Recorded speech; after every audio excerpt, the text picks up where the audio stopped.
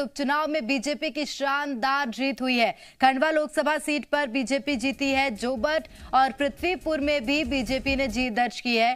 कांग्रेस की 2 परंपरागत सीट भी बीजेपी ने छीन ली। मंत्री भूपेंद्र सिंह बीजेपी चुनाव प्रबंधन समिति की कमान संभाल रहे हैं। चुनाव प्रबंधन समिति के संयोजक थे भूपेंद्र सिंह और भूपेंद्र सिंह की लीडरशिप में बीजेपी ने एक कामयाब रणनीति बनाई थी। और इस वक्त हमारे साथ फोन लाइन पर मंत्री भूपेंद्र सिंह खुद जुड़ गए हैं। सबसे पहले मंत्री जी, आपका बहुत स्वागत करती हूं और बहुत बधाई देती हूं आपको। जी प्रेरणा जी, बहुत आपको दीपावली की शुभकामनाएं। बिल्कुल। और अच्छी बात यह है कि दीपावली के शुभ अवसर पर 3 सीटें बीजेपी की झोली में गई हैं। भूपेंद्र जी, आपसे सबसे पहला सवाल तो मेरा यही है कि किस तरह से ऐसी रणनीति आपने तैयार की। एक बड़ी जिम्मेदारी आपको बीजेपी ने सौंपी थी, बखूबी आपने वो जिम्मेदारी निभाई है। जी हाँ, देखिए, एक सामूहिक रूप से हम लोगों ने पूरा चुनाव प्रबंधन का काम देखा है और चुनाव प्रबंधन में जो हमारे चुनाव के प्रबंधन से जुड़े सारे विषय होते हैं उस पर हम लोग रणनीति बनाने का काम करते हैं और जो सफलता मिली है, जो परिणाम मिले हैं, वो हम लोगों को विश्वास था कि हम लोग जीतेंगे।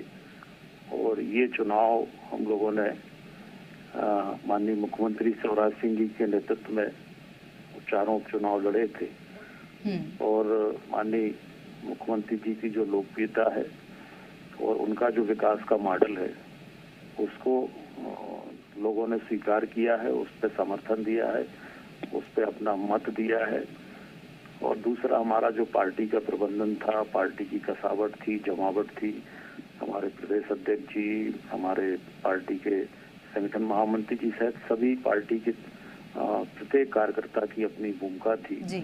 और हम लोगों ने, सब लोगों ने मिलकर ये चुनाव लड़ा और विकास पर लोगों ने और शिवराज जी पर विश्वास करके भारतीय जनता पार्टी को समर्थन दिया है।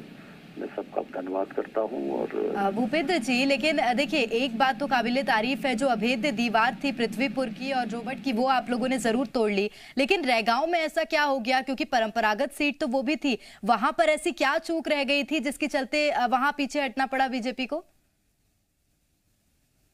अभी हम लोगों को लग नहीं रहा था कि शुरू में कि हम लोग रैगांव लूज कर सकते हैं, पर आखिरी समय में कुछ ऐसे कारण हुए कि जिस कारण से हम लोग रैगांव हम लोगों ने लूज की। परंतु रैगांव तो हमारी सीट है, हम लोग फिर जीत लेंगे। परंतु जो 2 सीटें हम लोगों ने जीती हैं, एक जोबट और दूसरी पृथ्वीपुर, ये सीटें हम लोग कभी नहीं जीत पाए, एक आध बार छोड़ के, और कभी नहीं जीते। इसलिए ये जीत हमारे लिए ज्यादा महत्वपूर्ण है। लोकसभा में भी हम लोग जीते और कांग्रेस ने जिस तरह से जो उन्होंने नकारात्मक राजनीति की और जिस तरह से, चाहे वो महंगाई का विषय हो, चाहे व्यक्तिगत आरोप लगाने का विषय हो, माननीय कमलनाथ जी ने मुख्यमंत्री जी को एक्टर, डायरेक्टर, फिर प्रदेश अध्यक्ष को अलग उनके बारे में बोला।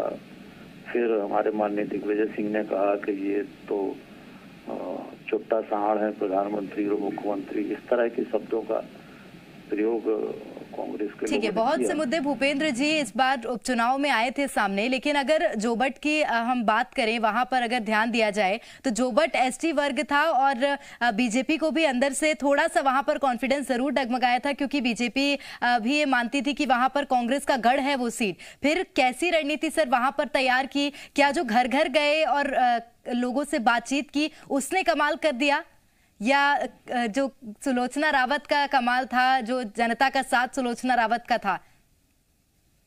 नहीं, देखिए प्रेरणा जी, जो जोबट है और जोबट के साथ खंडवा लोकसभा में 5 विधानसभा ऐसी थी जो आदिवासी बाहुल्य थी, ट्राइबल बाहुल्य थी, और इस तरह से 6 सीटें आदिवासी बाहुल्य थी जी। और हम लोगों ने, जो हमारा आदिवासी है, हमारे साथ जुड़े, इसके लिए माननीय मुख्यमंत्री जी उसकी गहराई तक गए, चीजों को समझा, और जिस तरह से वहाँ पर जेएफ ने और कांग्रेस ने जो उनको भ्रम पैदा करके रखा था वो सब समझा, और जो आदिवासी कल्याण के निर्णय माननीय मुख्यमंत्री जी ने लिए, इसमें विशेष रूप से हम देखें तो चाहे वो पेशा एक्ट हो, चाहे उनके राशन आपके द्वार योजना हो, चाहे उनको अपने निजी उपयोग के लिए शराब बनाने की अनुमति देना हो, चाहे वन भूमि के पट्टे देने का मामला हो, ऐसे जो भी उनके विषय थे उनको हम लोगों ने बहुत